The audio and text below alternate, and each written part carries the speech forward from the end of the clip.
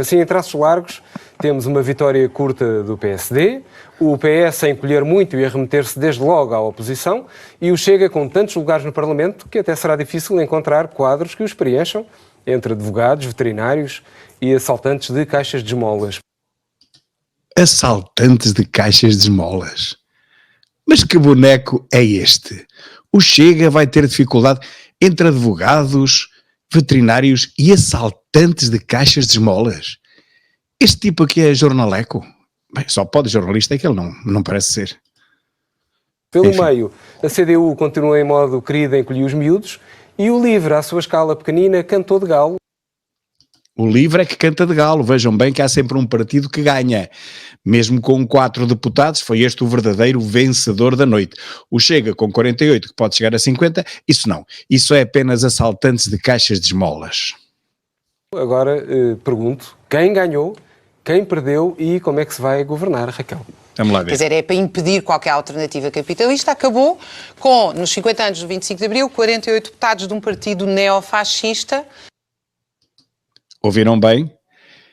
Esta rapariga acaba de dizer que são 48 deputados de um partido neofascista. Mas se calhar não ouviram bem.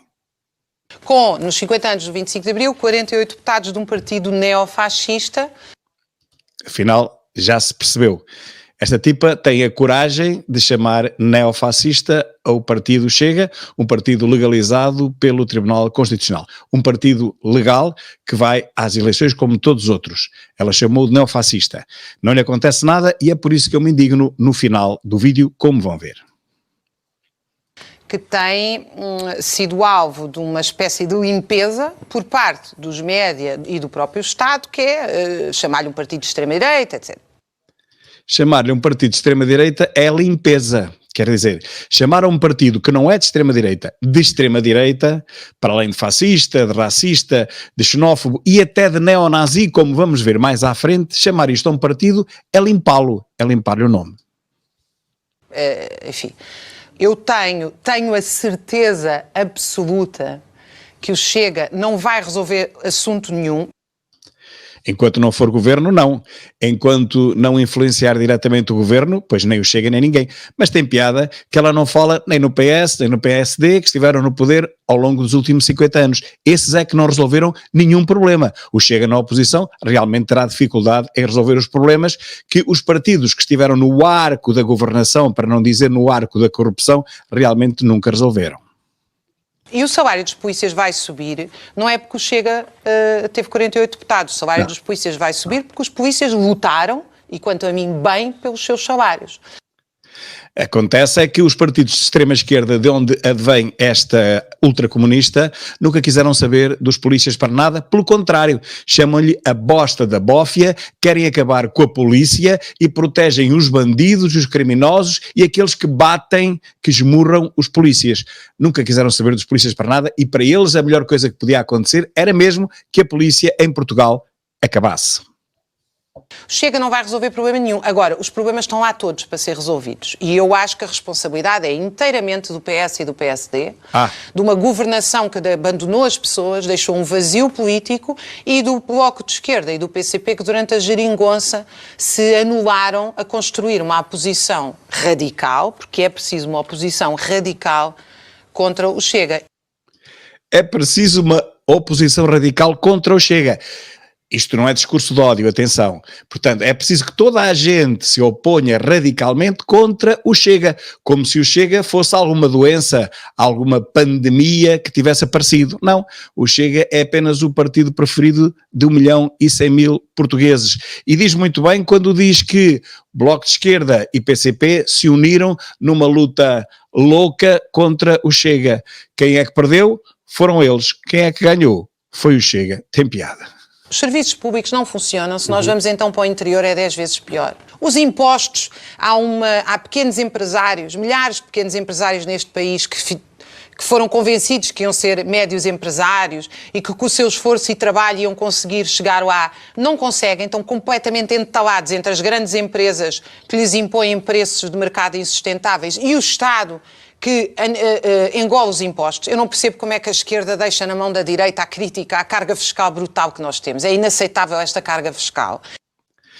Esta senhora parece que é do Chega de vez em quando. Ela a falar nesta última intervenção, desde as últimas duas paragens, bom, eu não tenho nada contra aquilo que ela disse, realmente é o diagnóstico que todos nós fazemos. Pena é que os partidos do arco da corrupção não tenham conseguido resolver isto em 50 anos, repito, e os partidos de onde ela advém, os partidos ultracomunistas, também não tenham contribuído, quando estiveram na geringonça, para a resolução desses grandes problemas nacionais. A questão da educação pública. Não há. Eu acho incrível quando vêm partidos como o Chega ou a Iniciativa Liberal defender o cheque ensino, que é uma espécie de privatização que as pessoas iam escolher a escola. Vejam agora o exemplo absurdo, completamente demagógico, para não dizer manipulador, que esta senhora tenta dar para dizer que o cheque ensino não funciona. Vejam bem, vai buscar, diz ela, o colégio mais caro da Europa. Deu o exemplo do colégio mais caro da Europa. Porquê?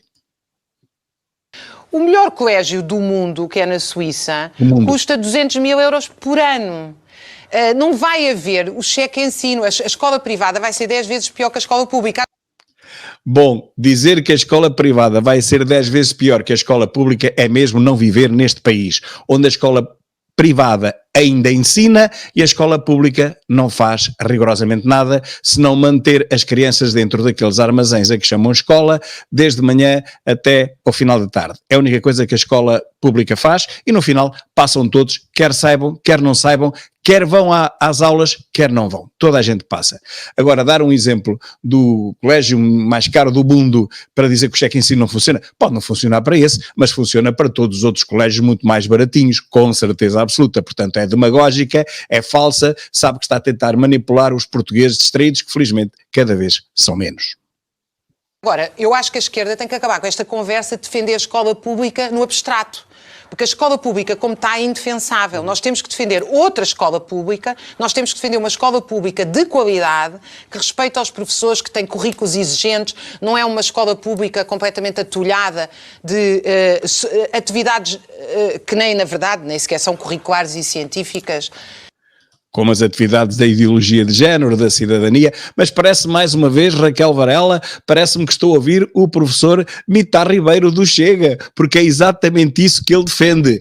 Esta gente é tão distraída, enfim, é tão fanática que não vai ler, não vai ver aquilo que defendem os deputados do Chega. É exatamente isto que ela acabou de defender. É isto que nós defendemos, uma escola pública onde se aprende de qualidade e onde a ideologia, enfim, seja banida de uma vez, porque é ela que está a tolher completamente, a ofuscar as matérias científicas que se deviam estudar, que se deviam ensinar na escola pública e, infelizmente, não se ensina nada. Infelizmente, a escola pública é apenas um passar de tempo e um incrustar de ideologias esquerdoidas na mente dos alunos e nada mais.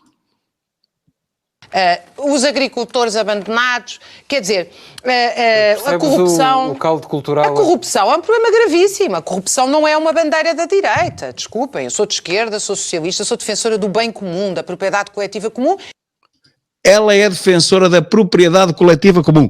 Temos aqui realmente uma confessa ultracomunista que acha que não há propriedade privada, não pode haver. A propriedade é toda comum. Eu não sei se ela tem alguma casa, algum carro, mas se tiver, o remédio que tem imediatamente é registá-lo em nome de uma cooperativa ou em nome do Estado português, porque não havendo propriedade privada, havendo apenas a propriedade pública, enfim, esta senhora, como digo, não vive neste mundo, já nem lhe falo neste país, em Portugal. Qualquer país europeu desenvolvido ou qualquer país menos desenvolvido, mas que não seja ditatorial, como a Coreia do Norte, esta senhora não conhece. Esta senhora está bem para viver em Cuba, ou na Venezuela, ou na Coreia do Norte, e nada mais nenhum país. E acha a corrupção completamente indecente. Portanto, há aqui uma série de problemas que são reais, que as pessoas sentem, que eu sinto, que toda a gente sente no país, as pessoas trabalham que se esfalfam e trabalham que se esfalfam sem ter um retorno. E, portanto, é evidente que este vazio foi preenchido e só foi preenchido porque não há políticas que o questionem. O que é muito engraçado é que o Chega não propõe rigorosamente nada que o questionem. Porquê? É completamente falso. Temos um programa com mais de 400 pontos em que a corrupção é logo, mas apenas logo, a principal preocupação do Chega.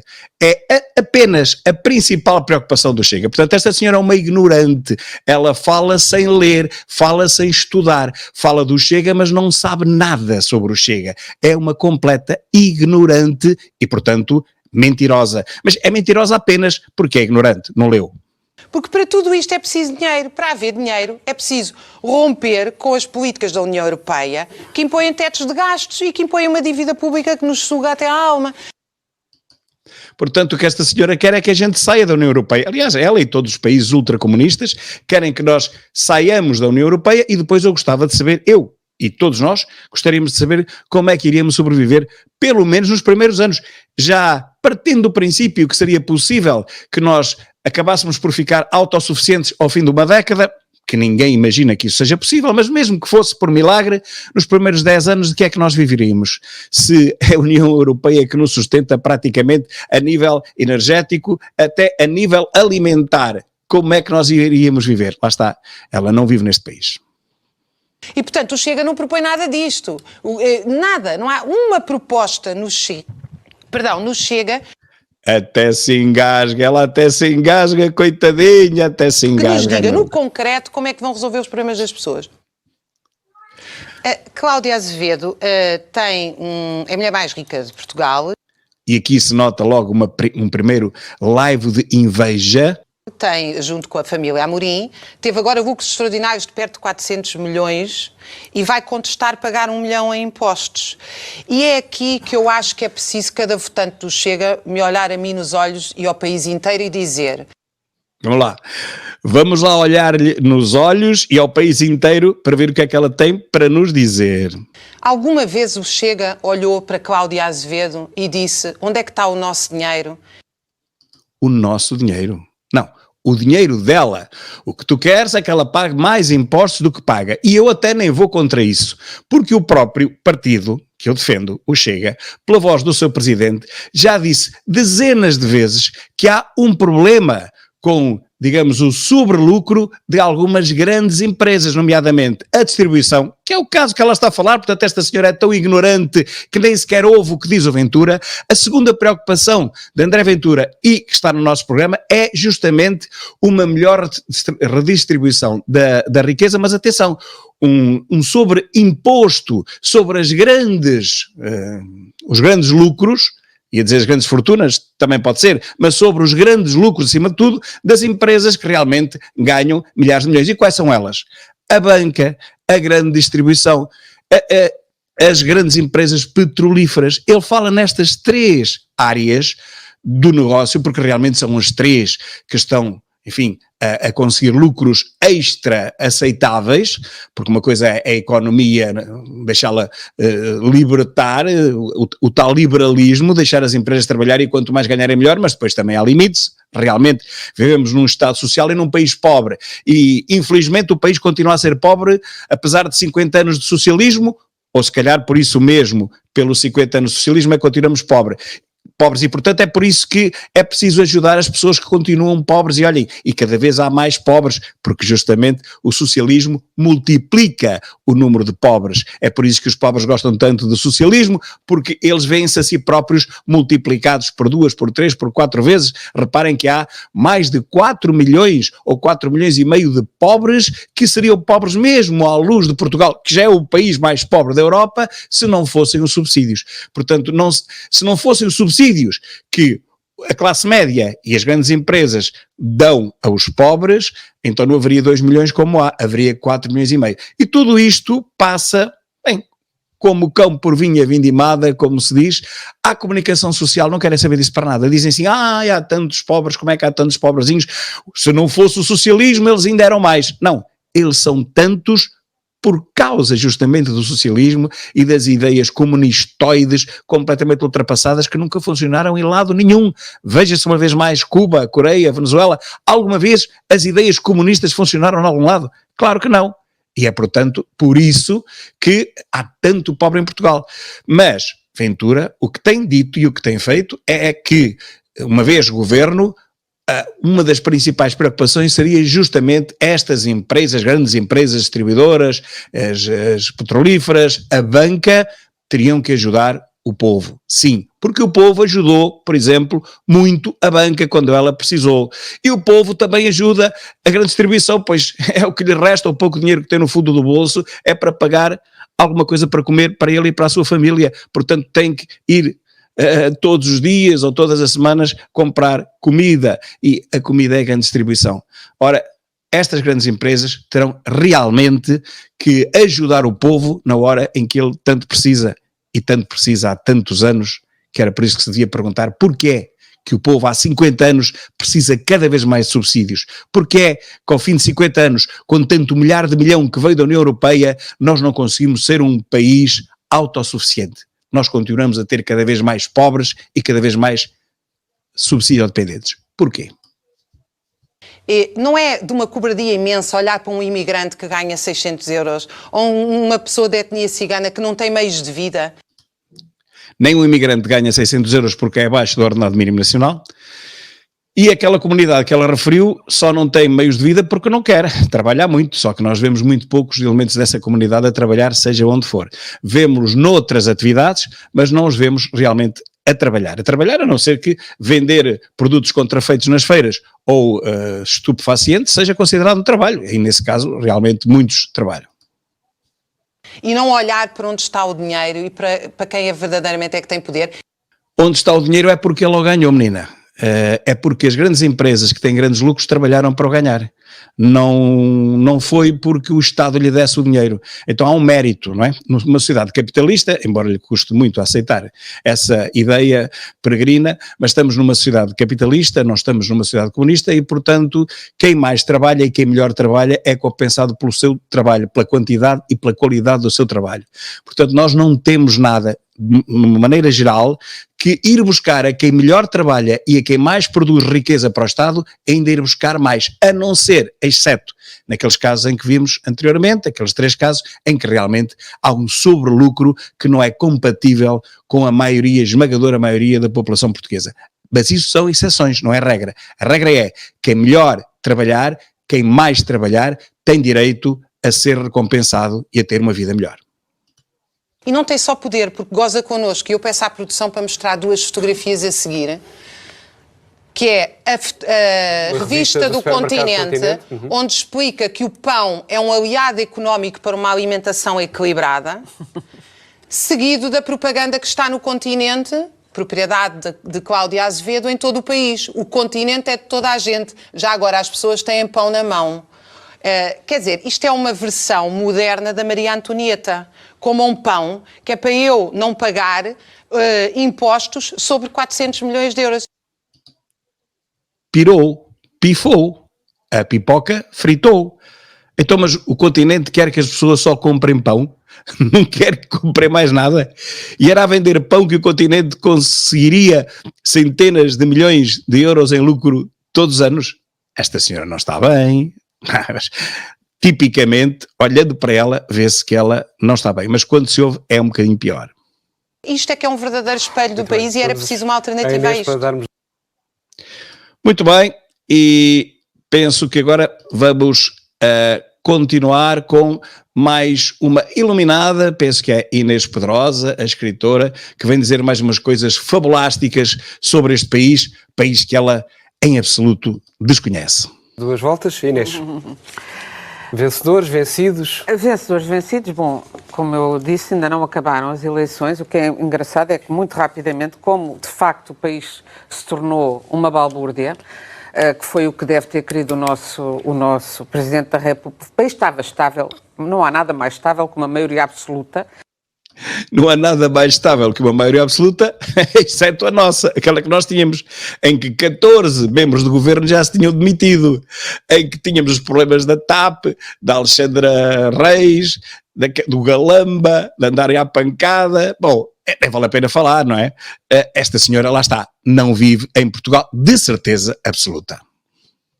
Que tinha sido eleita, que ainda ia nem a metade do seu curso.